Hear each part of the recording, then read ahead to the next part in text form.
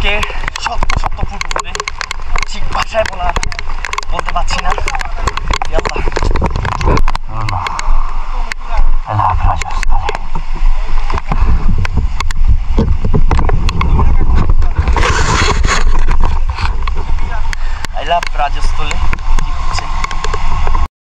রাজস্থলীর যে সৌন্দর্য, বৃষ্টি ভেজা দিনে সেই সৌন্দর্য দেখে যাচ্ছি আমরা সামনের দিকে।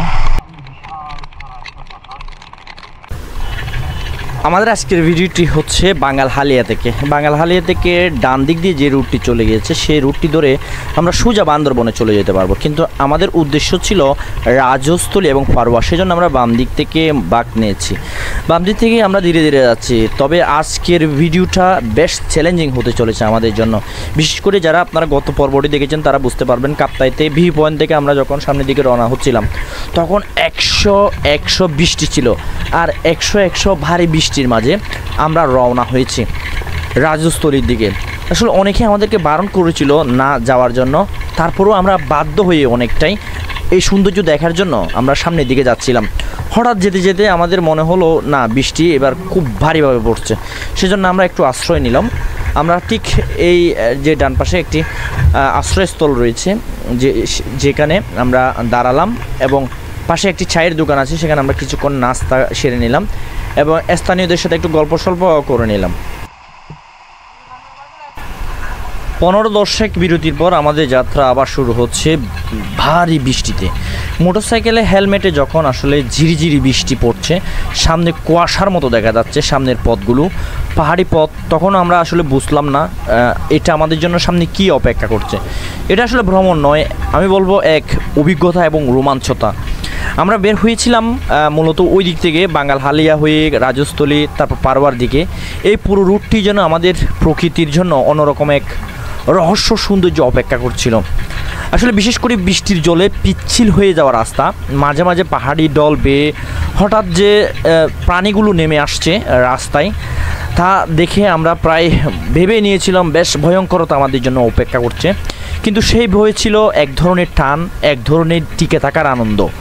বিশেষ করে বৃষ্টিতে যে ধোঁয়া ভাতা, অর্থাৎ যে কুয়াশার মতো আর কি, পাহাড়গুলো একদম ঢেকে যাচ্ছিল, রাস্তার চতুর্পাশে যে ভাঙাচোরা সেটিও আমরা দেখছিলাম।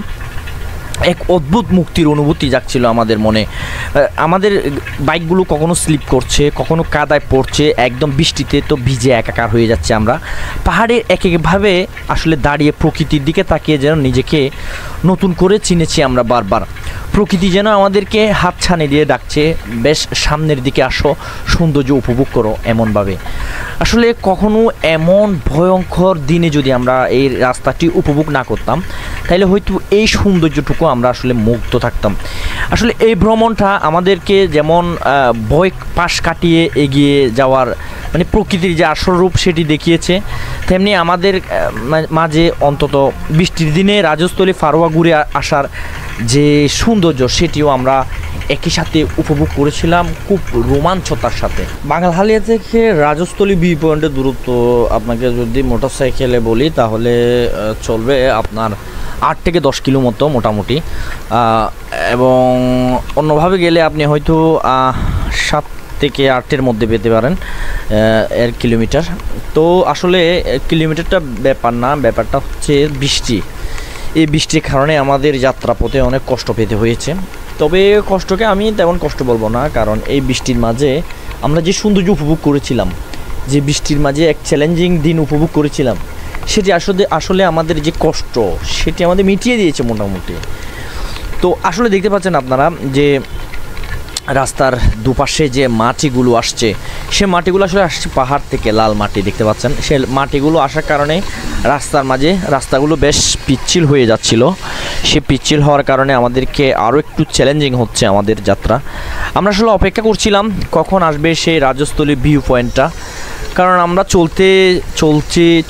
চলছি কিন্তু ভিউ পয়েন্টটার দেখা পাচ্ছি না। অনেক কষ্ট হয়ে যাচ্ছে আসলে। এই ডান দিক থেকে বাম দিক থেকে কিছুই দেখা যাচ্ছে না, আঁকা বাঁকা পথ, তার মাঝে আর ভাঙা ছোড়া আছে, সবুজ তো রয়েছে। এভাবে চলছে আমাদের যাত্রা।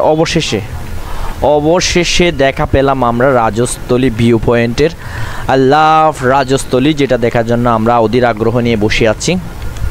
আমরা 3টি বাইক ছিলাম, 3টি বাইকের মাঝে আমরা যাত্রী ছিলাম 4 জন, আমার বাইকে আমি একা, আর তানবীরের বাইকে তানবীর, মোয়ার ভাই আর তপু এক বাইকে। অবশেষে আমাদের দীর্ঘ সময়ের যে ক্লান্তিময়তা ছিল সেটিও কাটলো। আমরা বাইক থেকে নামছি। প্রচণ্ড বৃষ্টি এখানে, পুরো রাস্তায় তো আপনাকে বলতে গেলে তেমন কেউ ছিল না, তা কারো তেমন দেখা পাইনি, মোটামুটি 1-2টি বাইক ছিল। আমরা যখন রাজস্থলীর ভিউ পয়েন্টে দেখছি তখন দেখলাম 2 জন ছেলে বসে আছে আই লাভ রাজস্থলীর আশেপাশে। তো তারা আমাদেরকে দেখে নেমে যাচ্ছে। আমরা জিজ্ঞেস করলাম ছবি তোলা যাবে কি না, তারা বললো হ্যাঁ অবশ্যই। তো আমরা উপরে উঠছি আসলে এই মুভমেন্টটা উপভোগ করার জন্য, যে আমরা বৃষ্টিতে দীর্ঘ পথ পাড়ি দিয়ে এমন একটি ভিউর জন্য অপেক্ষা করছিলাম এবং অবশেষে আমরা সেই ভিউটা পেলাম। তবে দুর্ভাগ্যবশত আমাদের একটাই সমস্যা ছিল, বৃষ্টির মাঝে আমরা আমাদের যে ড্রোন, সেই ড্রোনের শ্যুটটা নিতে পারিনি আর কি।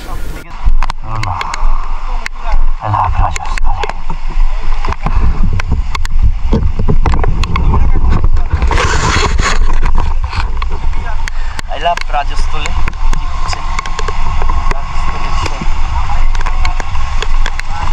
সেটি দেখার জন্যই আমাদের যে সৌন্দর্য অনেক ভালো লাগতেছে। এত বৃষ্টি প্রকৃতি অনেক সুন্দর করে ফেলছে। নামতেছে এগুলো ভিডিও করো, ঠিক আছে? তানভীর কিরকম লাগতেছে তোমার বলো? অনেক অনেক অনেক অনেকদিন পর তুমি যে হাই ফাই বাইক নিয়ে আসছো, এটা তোমার জন্য ভয় লাগতেছে আমাদের? তুমি পরে গাইতে গেলে আল্লাহ আল্লাহ আল্লাহ। আমরা এখন আছি রাজস্থলী ভিউ পয়েন্ট, 100 কোটি টাকার ভিউ, রাজস্থলী ভিউ পয়েন্ট। আমরা সামনের দিকে, তো এখান থেকে আমরা বিদায় নিচ্ছি। রাজস্থলী ভালো থেকো, টাটা। তোমাকে দেখলাম বৃষ্টির দিনে, এখন দেখবো রাজস্থলী। একদম রাজস্থলীর অসাধারণ সৌন্দর্য দেখে আমাদের এবার গন্তব্য হচ্ছে ফারওয়ার দিকে। রাজস্থলী থেকে ফারওয়ার দূরত্ব ধরা যায় 20 কিলো মতো হবে, তবে 20 কিলো হলেও রাস্তাটা বেশ পিচ্ছিল, বৃষ্টি এবং যে পাহাড় থেকে কাদা মাটিগুলো একদম রাস্তায় চলে এসে অসাধারণপূর্ণ রূপ ধরেছে এবং ভয়ঙ্করতার রূপ নিয়েছে। রাজস্থলীর মন কাড়া সৌন্দর্য চোখ ভরে গেছে, কিন্তু মন তখনও অতৃপ্ততায় রয়ে গেছে। আমরা এগিয়ে চলছি পারোয়ার পথে, ধীরে ধীরে পাহাড়ি ডিঙিয়ে মেঘ ছুঁয়ে যেন এক স্বপ্নযাত্রার দিকে। প্রতিটা বাঁকে ছিল নতুন সৌন্দর্য, প্রতিটা ঢালে ছিল নতুন চ্যালেঞ্জ। বৃষ্টির পানি আর পাহাড়ি কাদা মিশে পথকে করেছে বিপদ সংকুলন। তবুও আমরা থামিনি, কারণ পারোয়া যে ডাকছে আমাদের, অদেখা এক সৌন্দর্য যে ডাকছে আমাদের সামনের দিকে। পারোয়ার এই ছোটো রাস্তাটা ডিঙিয়ে যাচ্ছি আমরা সামনের দিকে। বৃষ্টির তখনও থামার কোনো নাম গন্ধ পর্যন্ত নেই। অসাধারণপূর্ণ এই রাস্তাটা দেখতে দেখতে প্রথম আর্মি ক্যাম্প যেটি ছিল সেটি থেকে আমরা এবার পারোয়ার যে মেন রুট রয়েছে, যেটি আর্মিরাই কিন্তু বানিয়েছিল, সেনাবাহিনী কর্তৃক এই রুটটি বানাতে গিয়ে সেনাবাহিনীর অনেক জওয়ানদের কিন্তু সেখানে জীবন দিতে হয়েছে। আমরা একটি রাস্তায় চলে এলাম, কিন্তু আমার পিছনে যারা আমার ট্যুরমেটরা ছিল তারা কিন্তু এখনও আসেনি। আমি একদম দ্রুত চলে আসা, এখানে কিছুক্ষণ অপেক্ষা করছিলাম তাদের জন্য। পিছনে যারা আসছে এই ভেবে আমি প্রায় 4-5 মিনিট আগে চলে এসেছি। এসেই তাদের দেখা পেয়ে গেলাম। তাদের দেখা পাওয়ার পর ক্যামেরা বৃষ্টি হচ্ছিল সেগুলো একটু সরিয়ে নিলাম এবং আমাদের যাত্রা আবার শুরু হচ্ছে ফারওয়ার দিকে। অসাধারণ দেখতে পাচ্ছেন, দুই পাশে পাহাড় এবং পাহাড়গুলো উঁচু হা করে দাঁড়িয়ে আছে। ঝুম বৃষ্টি, আসলে এই বৃষ্টির ভাষা আমি জীবনেও বলবো না। এরকম বৃষ্টির মাঝে যে আমি বাইক চালিয়ে ফারওয়ার দিকে গিয়েছি, ও মাই গড, এটা আসলে সাহসের বিষয় ছিল। অনেকেই শুকনো মৌসুমে যেতে পারে না, আর আমাদের মতো এরকম মানে কি বলবো বৃষ্টির ভারী মৌসুমে আমরা গিয়েছিলাম ফারওয়ার মাঠে।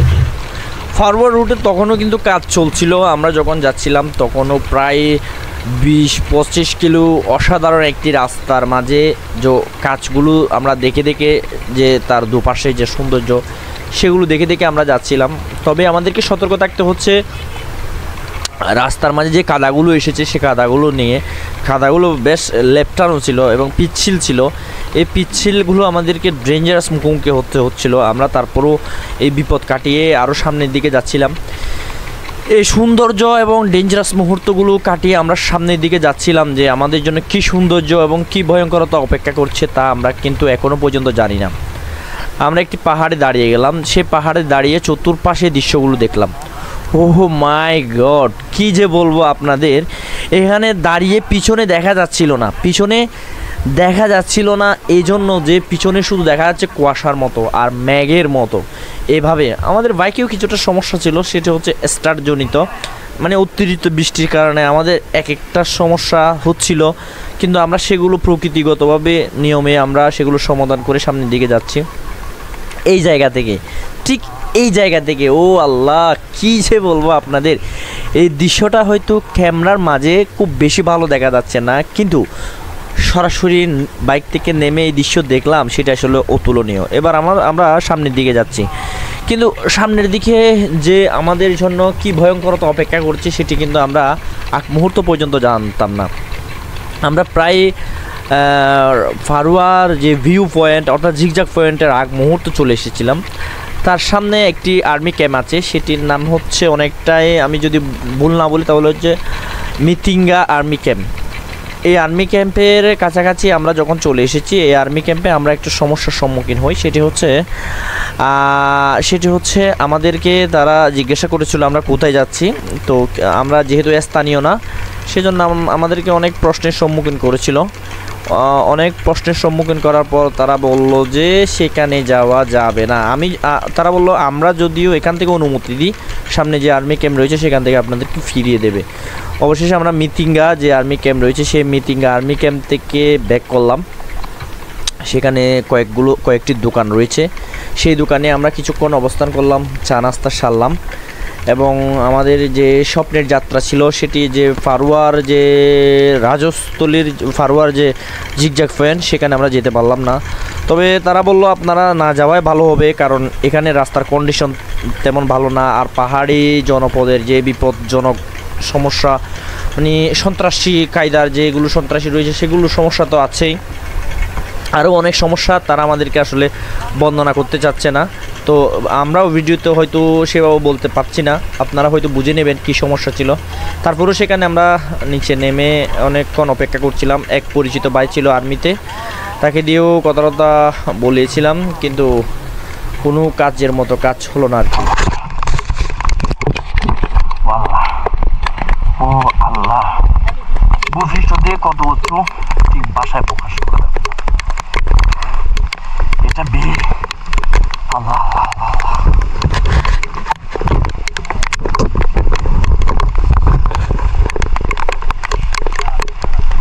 পৃষ্ঠ থেকে শত ফুট উপরে, ঠিক বাসায় বলতে পারছি না। এই পাহাড়টি হচ্ছে সেরা পাহাড়, গুগল ম্যাপে দেখতেও পাচ্ছি না কোন পাহাড়ে, কত উঁচু কত নিচু ভাই, এগুলো কি ভাষায় প্রকাশ করার মতো?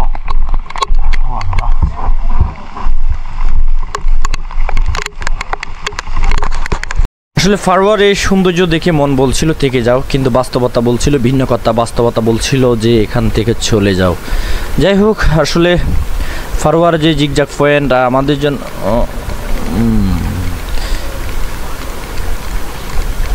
কিন্তু যে আমরা থেমে গেলাম আর কি, কিন্তু সেই থেমে যাওয়া যে রয়ে গেল এক অনন্য অভিজ্ঞতা।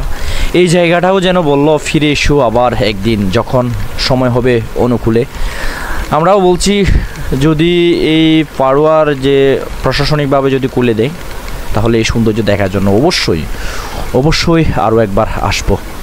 ফিরে যাচ্ছি এবার আমরা বাঙ্গালহালিয়ার দিকে। বাঙ্গালহালিয়ার যে সৌন্দর্য এবং ভয়ঙ্করতা পিছনে আমরা ফেলে এসেছিলাম, সেই সৌন্দর্যগুলো এবং ভয়ঙ্করতা দেখে আমরা সামনের দিকে রওনা দিচ্ছি। সামনের দিকে আমরা আবারও সেই চেনা পথটা যেটা আমরা ফেলে এসেছিলাম, চেনা পথ হলেও ভয়ঙ্কর রূপ ধারণ করেছে। এই পথটা আমরা মারিয়ে সামনের দিকে যাচ্ছি, যেটি হচ্ছে অনেকটাই বাঙ্গালহালিয়ার দিকে।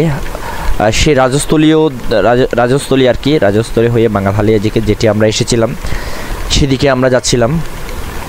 বাইকের গতি আমরা তেমন খুব বেশি আহামরি রাখিনি, 30-40 এরকমই ছিল, সর্বোচ্চ 50। আর এখন আমরা ফারওয়া থেকে রাজস্থলীর দিকে যাচ্ছি আর কি। আপনারা যেটা রাস্তা দেখতে পাচ্ছেন এটা হচ্ছে ফারওয়ার রাস্তা, এবং তার পাশে একটি নদী বয়ে গেছে। এই নদীটার নামটা আমি ঠিক জানি না, তবে বেশ সুন্দর লাগছে প্রকৃতি, এক পাশে পাহাড় এক পাশে নদী, আর মাঝখান দিয়ে আমরা বাইক চালিয়ে যাচ্ছি। যে আসলে ক্যামেরাটা আর একটু উঁচু হলে ভালো হতো, সুন্দর লাগতো, এটা আমিও জানি, কিন্তু বৃষ্টির কারণে, প্রচণ্ড বৃষ্টি, এই বৃষ্টির কারণে অনেকটা আমাদের ক্যামেরাটা জেকে বসেছিল, আর আর ওয়াটারপ্রুফ কেস ছিল, যার কারণে সমস্যা হচ্ছিল। রাস্তার অবস্থা দেখুন, এটা হচ্ছে ফারুয়া বাজার, এগুলা ছোটোখাটো অনেক বাজার রয়েছে এখানে। সে বাজারগুলো দেখে সে বাজারগুলো ফেলে আমরা সামনের দিকে এগিয়ে যাচ্ছি। অনেকগুলো ব্রিজ রয়েছে, অনেকগুলো পাহাড় রয়েছে, যেগুলো প্রশাসনিক সেনাবাহিনী কর্তৃক নির্মিত। আমি যতটুকু শুনেছি, এই রাস্তাটি নির্মাণ করতে গিয়ে সেনাবাহিনীর অনেক নওজওয়ানদের জীবন দিতে হয়েছে এখানে, প্রায় 6-7 জনেরও কম না, যাদের রক্তের উপর দাঁড়িয়ে আছে এই রাস্তা। তাদের সেই ত্যাগ তিতিক্ষাকে আমরা রেসপেক্ট সিলেক্ট করি, এবং আমরা চাইবো সামনে যেন এটা খুলে দেওয়া হয়, সবার জন্য উন্মুক্ত করা হয়, যাতে আমরা সেখানে ঘুরে বেড়াতে পারি। এবং এটা চলে গিয়েছে সোজা ইন্ডিয়ার দিকে, রোডটি ইন্ডিয়ার সাথে বাংলাদেশের একটা সড়ক যোগাযোগ ব্যবস্থা এবং সড়ক স্থলপথ আর কি, খুব সুন্দর আসলে, নিরিবিলি, একদম মনোরম বলা যায়।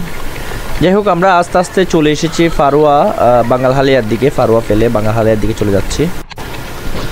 ফারুয়া থেকে বাঙ্গালহালিয়া যাওয়ার পথে যে দৃশ্যগুলো পড়ছে আর কি, এগুলো হচ্ছে ফারুয়ার রাস্তা এবং রাজস্থলীর রাস্তার এই সৌন্দর্য, ভাই আমি 1 কোটি বছর মনে রাখবো, 1 কোটি বছর।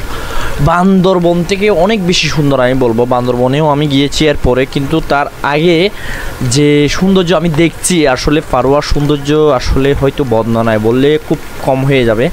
আপনারা যারা এখানে আসবেন, আপনারা দেখবেন, আপনারা বলতে পারবেন আসলে ফারুয়ার যে সৌন্দর্য সেটির সাথে বান্দরবনে আসলে কম্পেয়ার আমি করতে যাব না, তবে রাস্তার যে সৌন্দর্য সেটি 100-তে 100 মার্ক আপনাকে দিতে হবে।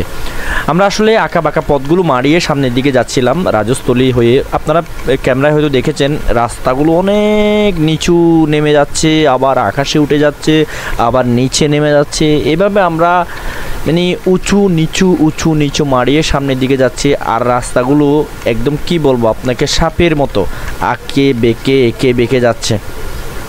মানে এখানে যে গাড়ি চালাবো স্পিডে খুব এভাবে তো কোনো ওয়ে নাই, তার উপর যে বৃষ্টি সেটাও আছে।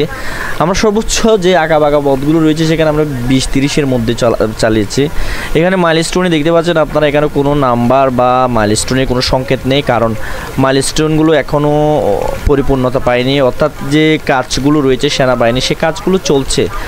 আর এই বৃষ্টির মাঝে যে আমরা এসেছি সেটাও অনেকটাই রিস্কের মাঝে গিয়েছে বলতে হবে, কারণ এই বৃষ্টিতে আপনারা হয়তো ক্যামেরায় দেখতে পাচ্ছেন তেমন মানুষের কোনো চলাচলও ছিল না, তেমন মাঝে মধ্যে 2-1 জন গরু ছাগল নিয়ে বা বাইক নিয়ে মানে যাচ্ছে এরকম আর কি। আমরা আসলে অন্যরকম একটি সময় ওয়েস্ট করেছিলাম, সেটি আসলে স্মৃতির পাতায় 1 কোটি বছর ধরে অতিবাহিত হতে থাকবে।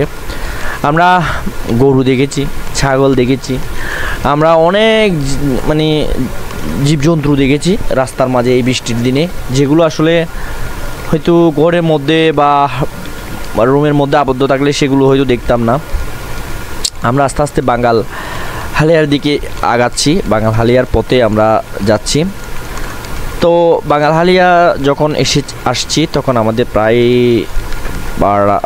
2টার দিকে হয়ে যাচ্ছে। এই রাস্তাগুলো আমরা আজীবন মনে রাখবো। পিচ্ছিল একটা রাস্তার মাঝে আমরা সেই সকাল থেকে দুপুর পর্যন্ত অনবরত বাইক চালাচ্ছি, দৃশ্যগুলো দেখছি আর অনবরত বাইক চালাচ্ছি।